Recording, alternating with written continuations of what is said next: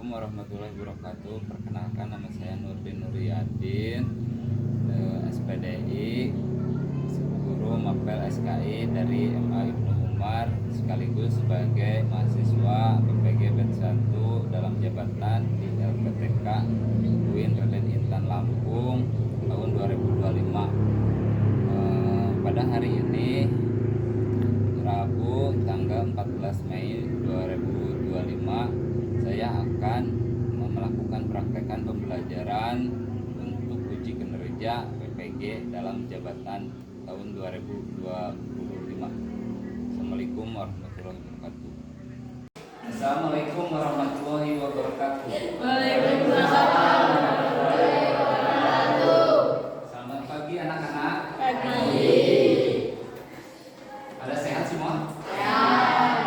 Alhamdulillah ya.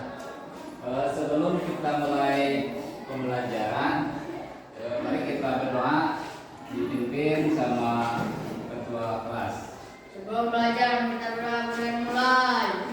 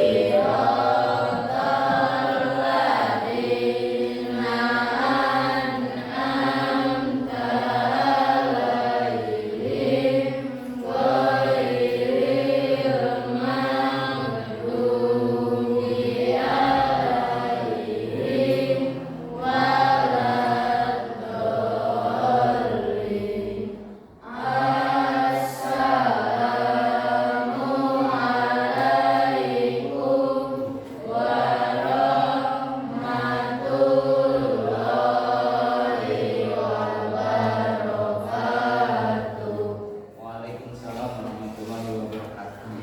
Oke, sekarang saya akan absen dulu ya. Aira Anggraini. Gak ada. Izin. Sep Muhtar. Izin. Dewi Sinta. Elia Rianti. Izin. Farhan. Ginanjar. Jajang. Hadir. Terus Husnul Kadila. Ayah M. Rizky. Muhammad Rizky.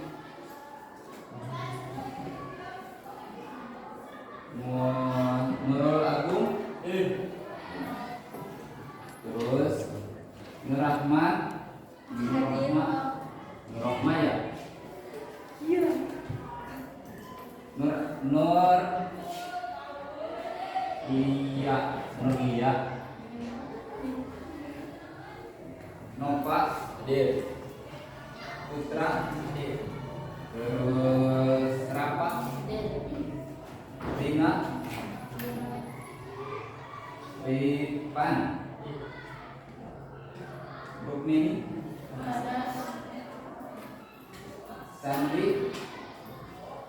Sandi Rahman. Siska. Taufik.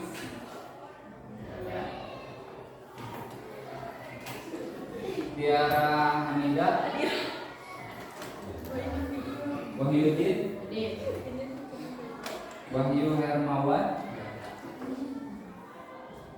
Raih Silvia. Banyak yang izin ya. Oke, sebelum kita membahas tentang materi,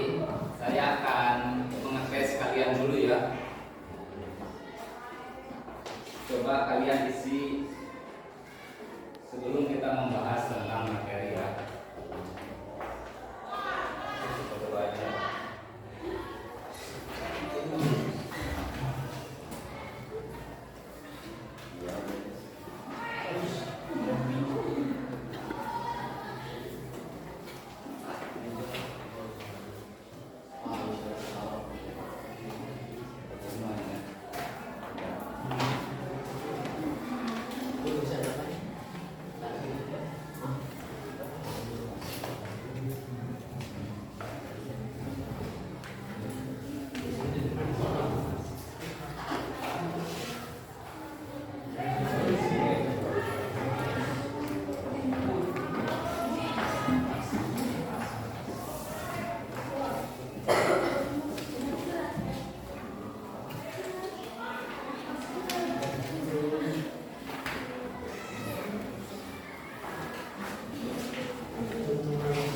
Coba kalian isi dengan serius ya, dengan benar.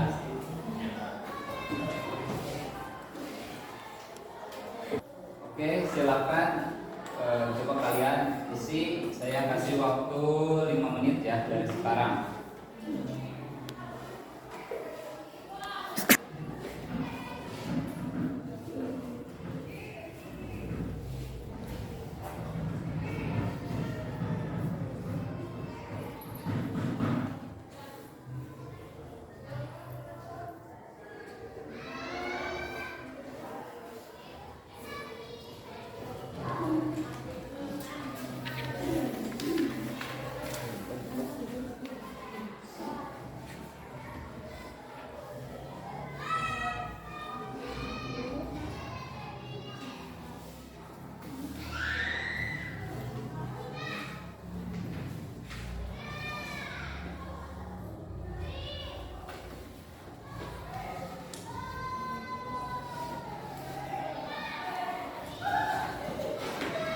Oke, setelah kalian beres mengerjakan itu soal ya, saya akan ngasih soal tanya jawab.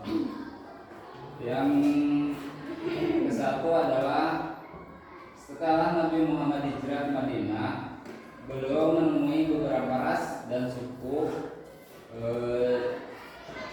agama yang berbeda-beda. Berikut ini adalah urgen diciptakan untuk piagam Madinah. Coba siapa yang mau jawab?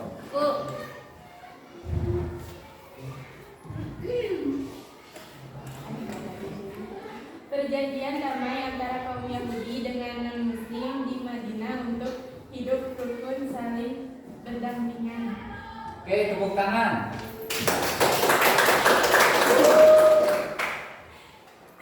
Oke, untuk selanjutnya pertanyaan yang selanjutnya, mengapa kaum Quraisy sangat khawatir terhadap hijrah Nabi Muhammad ke Yasrib dan keputusan untuk memenuhi dianggap sebagai langkah strategi? Siapa yang mau jawab? Ya, silakan. Karena mereka khawatir Nabi akan membangun pasukan besar yang mengancam perdagangan mereka. Oke, tepuk tangan. Oke, kalau gitu silakan itu tugasnya dikumpulkan kembali.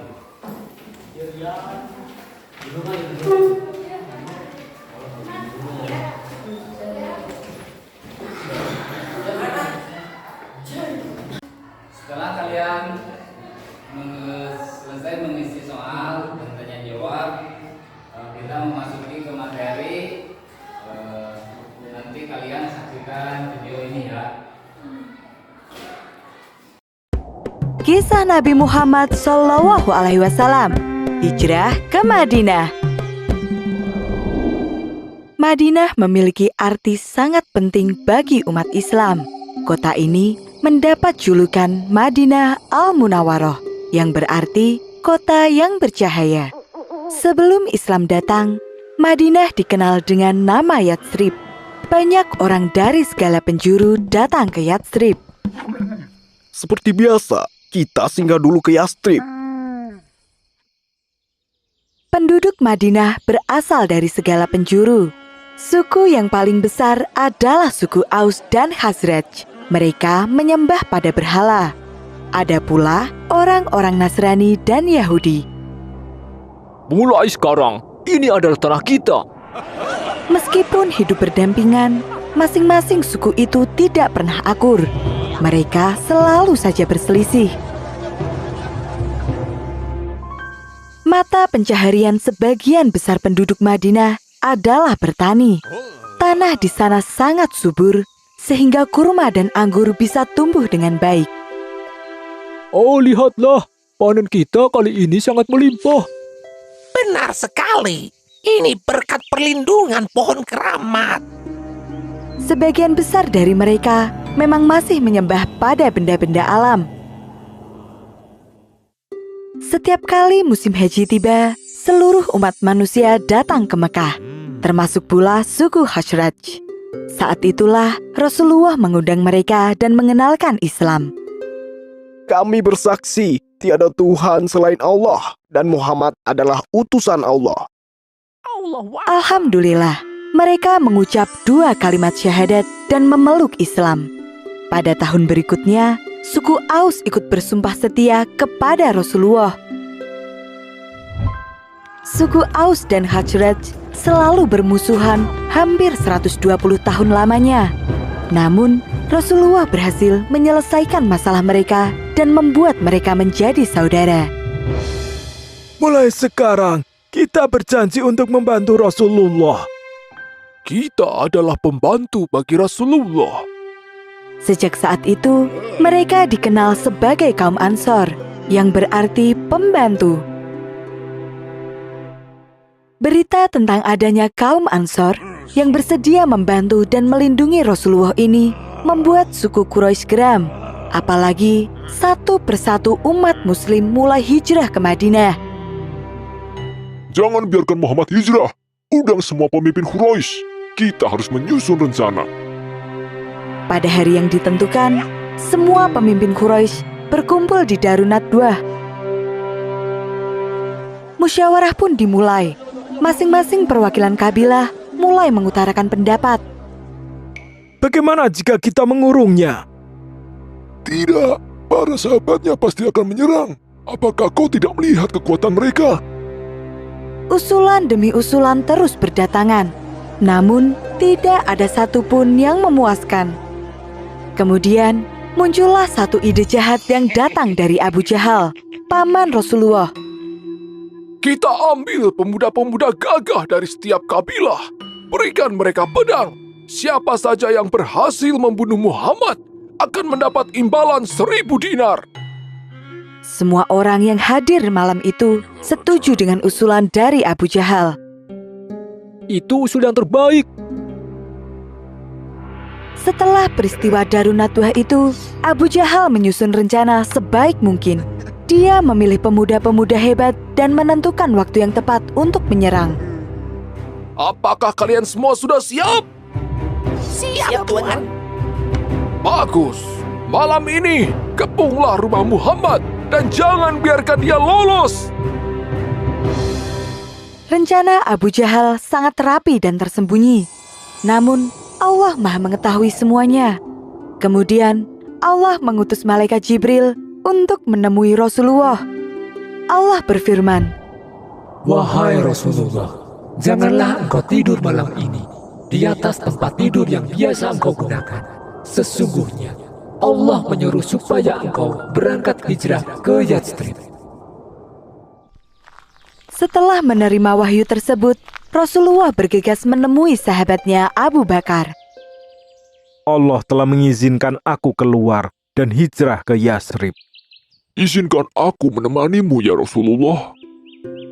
Atas izin Allah, Abu Bakar pun menyiapkan segala macam kebutuhan, dimulai dari unta tunggangan, pakaian, hingga makanan. Setelah semua persiapan selesai, Rasulullah pergi menemui Ali bin Abi Thalib. Apa yang harus aku lakukan ya Rasulullah? Rasul kemudian meminta agar Ali tidur di atas kasurnya dan memakai selimut miliknya. Setelah keadaan membaik, Rasul meminta agar Ali menyusulnya ke Madinah. Sebelum malam tiba, Rasulullah diam-diam keluar dari kota Mekah. Ali menjalankan perintah Rasul dengan baik. Dia berbaring dengan selimut menutupi tubuhnya di atas kasur milik Rasul. Aku melihat Muhammad masih tertidur. Kita tunggu gelap. Saat itulah kita akan beraksi. Mereka tidak menyadari jika yang berada di dalam rumah itu bukanlah Rasulullah.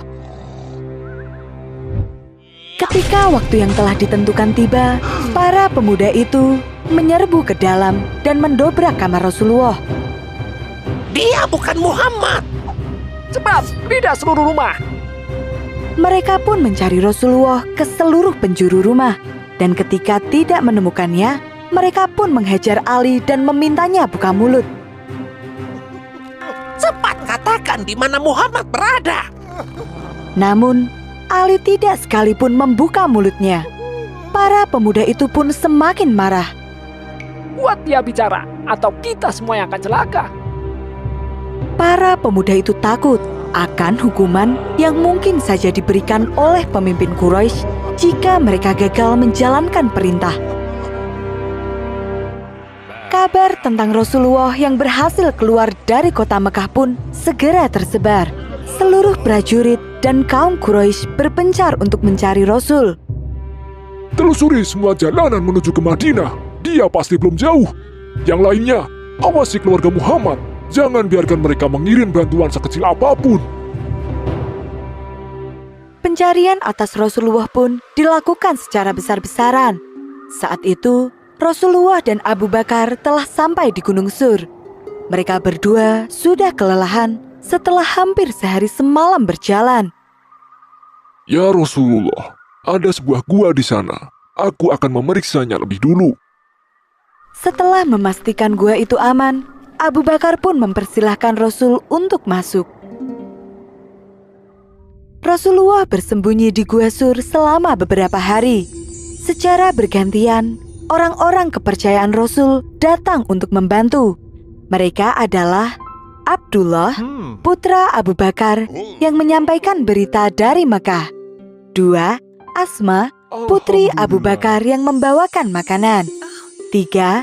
Amir bin Fuhairah, pembantu Abu Bakar yang menyamar sebagai penggembala kambing. Kambing-kambing milik Amir yang berjumlah sangat banyak meninggalkan jejak yang bertumpuk di atas tanah. Jejak itu menghapus semua jejak kaki milik putra-putri Abu Bakar. Ya Allah, lindungilah Rasulullah. Doa mereka semua di setiap waktu. Atas bantuan mereka, Rasulullah dan Abu Bakar dapat bersembunyi dengan aman dan cukup makan serta minum.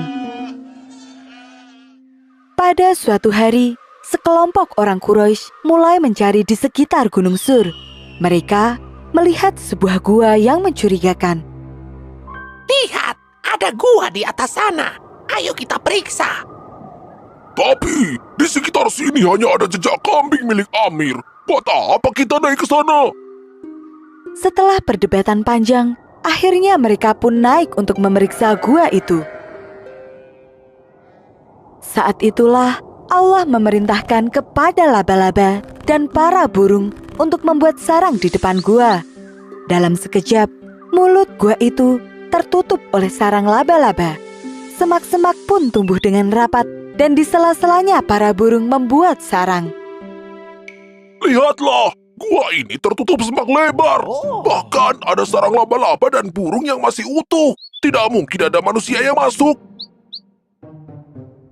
Suara perdebatan para pemuda Quraisy itu terdengar jelas ke dalam gua. Abu Bakar merasa cemas. Seandainya salah seorang dari mereka melihat ke bawah, pastilah kita akan terlihat. Wahai Abu Bakar, bagaimana menurutmu jika ada 2 orang yang pergi bersama sedangkan yang ketiganya adalah Allah. Perlindungan dari Allah tidak membutuhkan baju baja ataupun benteng yang kokoh. Cukup dengan sarang laba-laba dan burung di depan gua saja. Ayo, pergi dari sini. Para pemuda itu pun pergi dari gua karena merasa bahwa tidak mungkin ada yang bersembunyi di dalamnya tanpa merusak jaring laba-laba dan sarang burung yang ada di sana.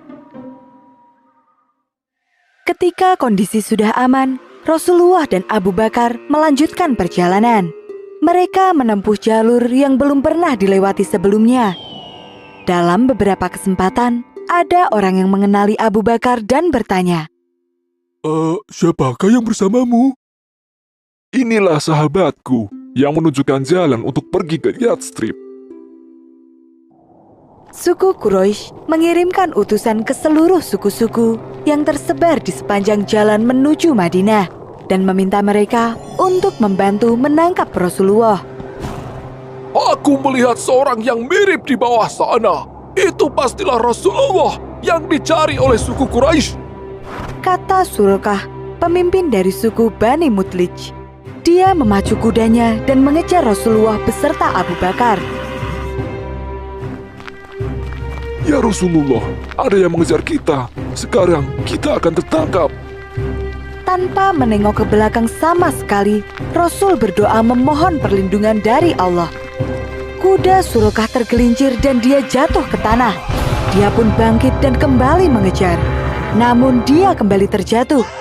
Setelah 3 kali terjatuh, dia pun sadar dan meminta maaf kepada Rasul. Di tengah perjalanan, Rasulullah singgah selama 4 hari di Quba, sebuah desa yang terletak di selatan Madinah. Rasul membangun masjid pertama, yaitu Masjid Quba. Masjid ini dibangun dengan dasar ketaatan dan ketakwaan Rasulullah kepada Allah Subhanahu wa Ta'ala. Di sini, Rasul kembali bertemu dengan keluarganya. Ali berhasil keluar dari kota Mekah bersama keluarga Rasulullah. Rombongan Rasulullah kembali melanjutkan perjalanan dan akhirnya tiba di Madinah. Kedatangan mereka telah dinanti-nanti. Seluruh penduduk Madinah menyambut kedatangan Rasulullah dengan sangat hangat. Dalam beberapa waktu ke depan, Islam berkembang dengan pesat. Masjid berhasil didirikan dan kaum Ansor membantu kaum Muhajirin memulai kehidupan mereka di Madinah dengan baik. Alhamdulillah. Oke, sesudah kalian melihat video dari awal sampai akhir, kita simpulkan yaitu Madinah yang sebelumnya dikenal dengan nama Yathrib terletak sekitar 250 mili di utara Mekah, berada di Mekah yang tandus ya. Madinah memiliki tanah subur berupa oasis yang berbentang kurang lebih 200 mil persegi. Kondisi geografis ini membuat banyak penduduk Madinah menggantungkan hidup pada pertanian.